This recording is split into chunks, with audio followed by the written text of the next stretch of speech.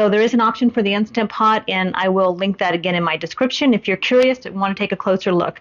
But if you're like me and you just want to get dinner done, let's do it.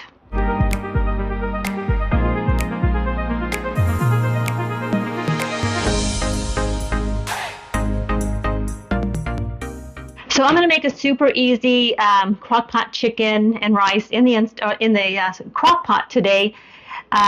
And I'm going to link this in my description so you can go check out where I found this recipe. I did find it on a blog. So you can check that out. If you're like me, you just want to get dinner done, that's what we're doing here. So I did spray my crock pot. I'm going to be cooking this on high for 3 hours, but you can cook it on low for 6 hours and stir it just 2 to 3 times midway through the cooking time. So here's what you're going to need.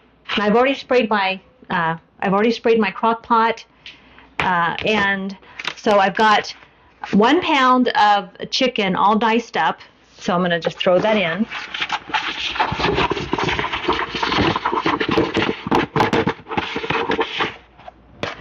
I've got 1 cup of rice, uncooked.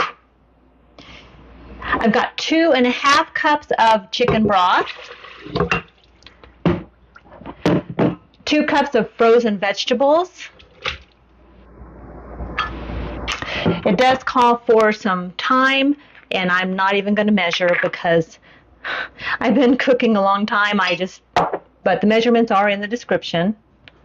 Just sprinkle some thyme in there. There we go. And it calls for chopped up, chopped up. I have 1 onion, a yellow onion.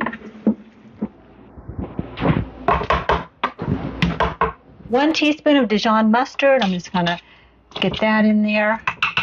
Now, I did call for, I think, 4 cloves of garlic and then some pepper and salt. I'm skipping all of that, and I'm using the salt, pepper, and garlic blend, the Kinders. I use this stuff all the time, and I'm all about easy right now, especially since I want to be outside in the garden.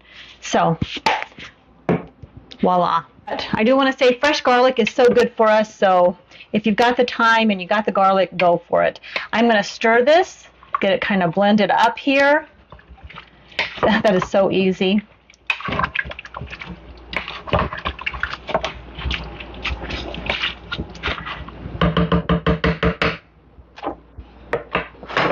Right, I'm going to put the lid on, and I'm going to cook this for 3 hours on high. Now, after about 3 hours, when it's all cooked and ready, we'll add the final ingredients, and it'll be ready to serve. I'm holding the camera. You are. Now, that looks really good, and it smells really good. Mm-hmm. So you can see the kind of brown on the side of my pan, just a little bit. So probably don't want to cook it any more than it is there. So here, the final step. We're going to add, oh, this is a brand new thing of, no it's not. Okay, never mind. So I'm going to add 1/4 of a cup of sour cream. Roughly, and I'm using the light daisy sour cream. We'll just dump that in there. I'm going to unplug my pot too. I don't need any more heat. And then I'm going to do 1/2 cup of cheese, and I'm just roughly measuring it, you know, just roughly, of just shredded cheddar cheese. Yeah, there we go. And let's just go ahead and stir this in.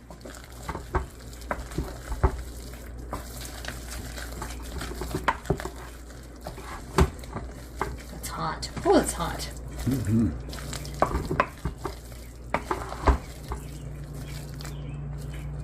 Look at that rice. Looks good. I don't know if I overcooked it maybe a little bit because it looks a little like the rice is mushy, but that might just be on this side. It's not, but on the part that was on the ground, that touched the bottom of the pan, I probably should have stirred it more.